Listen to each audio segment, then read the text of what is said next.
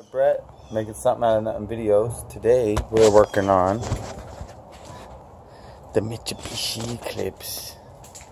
Now what's been happening is, as I've been driving the car, it'll do good for the first 5, 6, 7 minutes. Right around 10 minutes, or when the engine gets warm, it'll just die.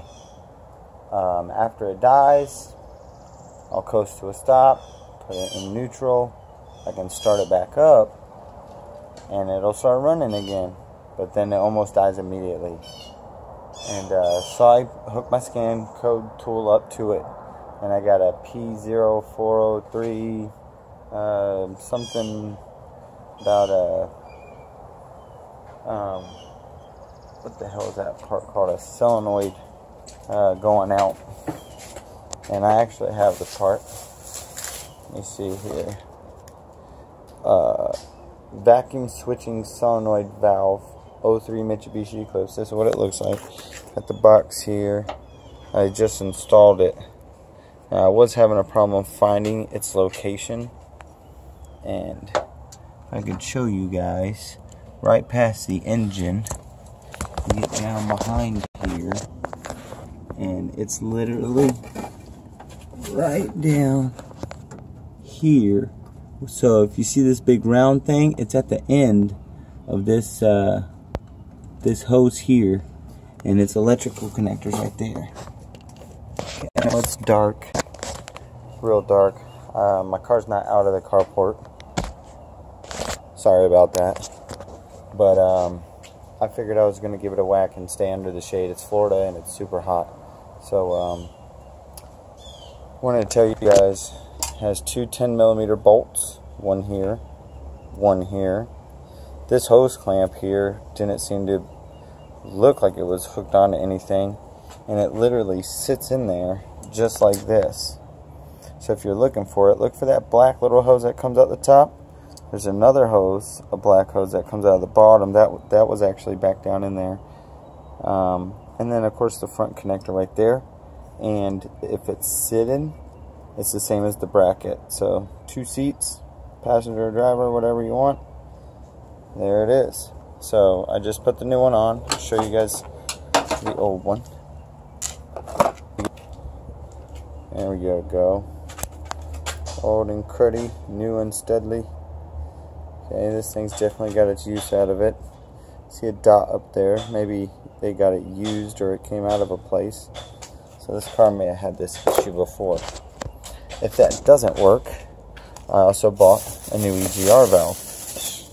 Okay, it's just process of elimination.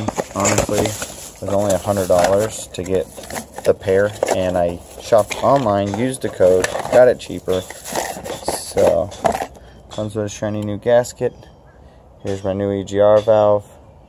This one's a little bit easier of a job. That's why I decided to go with the harder one first. Knock that out of the way. And here's your EGR valve. And I'm not going to explain how it works, but basically it recirculates exhaust gas and reburns it down in your air intake into your motor so that it doesn't go out in the air. Long story short. But as of right now, let me show you guys what I'm doing. This connector tip that's down here, there it is. I'm just going to be rubbing a little bit of this dielectric grease on there. Contact grease, as it's known. Just shove it right down in the end down there, and that's going to help keep that connection back behind a hot motor on these two little prongs in here. So no matter what kind of dust or dirt kicks up, that's why this has a nice deep ring around it. Okay, that's to prevent any dust and dirt from getting down in that. So if you want anything on those metal contacts, you want a little dielectric grease. This stuff right here. The reason is because there's little fragments of metal in here that actually will help create a bond should that bond ever come off. So it'll always provide power. So I'm going to go ahead and hook this back to that plug. I'm going to plug in that top hose, plug in that bottom hose, find out where it sits back there with the bolt through the end and just stick it in behind the manifold way down there. I would show you, but I know it's going to be dark and you're not going to see anything. And I don't have a professional camera crew with a bunch of lights down there to help guide you in your quest for knowledge and how to fix cars and make something out of nothing like me.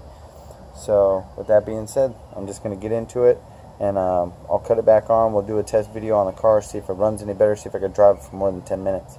If I can't, then I know it's under the EGR valve. And that's kind of old and cruddy anyways. So even if it does work, I might just swap it out for my new one. And I already bought it. I had the money. Some more new parts.